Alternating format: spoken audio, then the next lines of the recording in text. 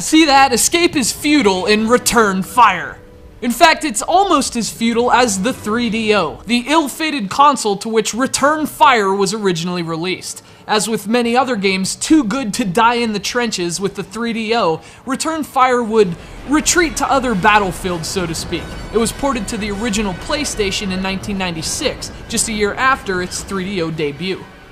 We're obviously playing that version here, sent to us by our good friend Dean from California. Thanks for the big freaking box of violent games, Dean. We'll be getting to them over the next week or so here on Undertow, but we wanted to start here. It just felt right, like our American duty. That's right, Undertoads. Why bomb buildings and run over people in video games when you can do it in real life? Jeez, people get bent out of shape over Mortal Kombat. Return Fire is a top-down tank shooter, another step on an evolutionary line that goes back almost 40 years now to games like Tank in the arcades and even Combat for the Atari 2600. You control military vehicles from a bird's-eye view, firing weapons at angles at enemy vehicles, and in this case, playing what basically amounts to capture the flag. Or capture the escapees in your tank and run them over. Honestly, that squish, probably the coolest thing about Return Fire.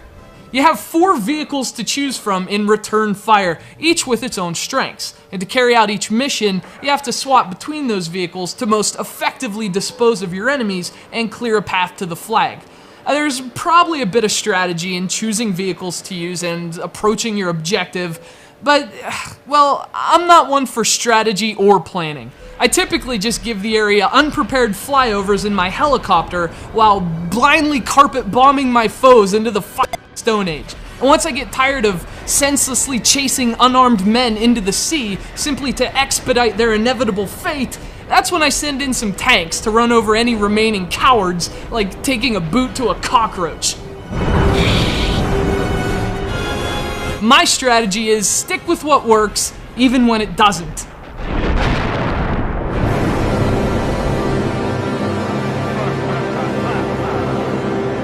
Obviously, I'm not great at Return Fire, but it is fun. I've never been a real fan of the controls these kind of games employ. Up actually moves in the direction the vehicle is facing, not up directionally, which has always driven me crazy. But once you get used to that, it's not terrible. Clunky, maybe, and even frustrating at times, sure, but not terrible. So you have tanks, helicopters, rocket-launching armored vehicles, which, where do you get those? And also basic jeeps. And again, the fun is in using the right vehicle in the right situation. You want to use the jeep to grab that flag and take it back to your base, which brings me to something else I really like about this game. The music is just awesome. Actually, the presentation in general is pretty good. It's fittingly goofy. The levels have funny names like Cakewalk, for example, and after completing each level, you see an old video clip. I mean, I'm not exactly a Yankees fan, but you gotta respect Lou Gehrig. Return Fire is a pretty cool game, very lighthearted, very silly, but very fun. It's not a great single-player game, but it will always be remembered for its fantastic multiplayer. In fact, a lot of people consider this one of the 3DO's very best games for that alone, and it's still worth checking out on the PSX.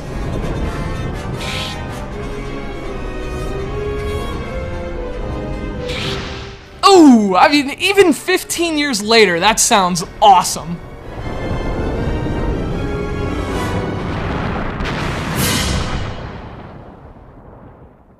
Ha ha ha!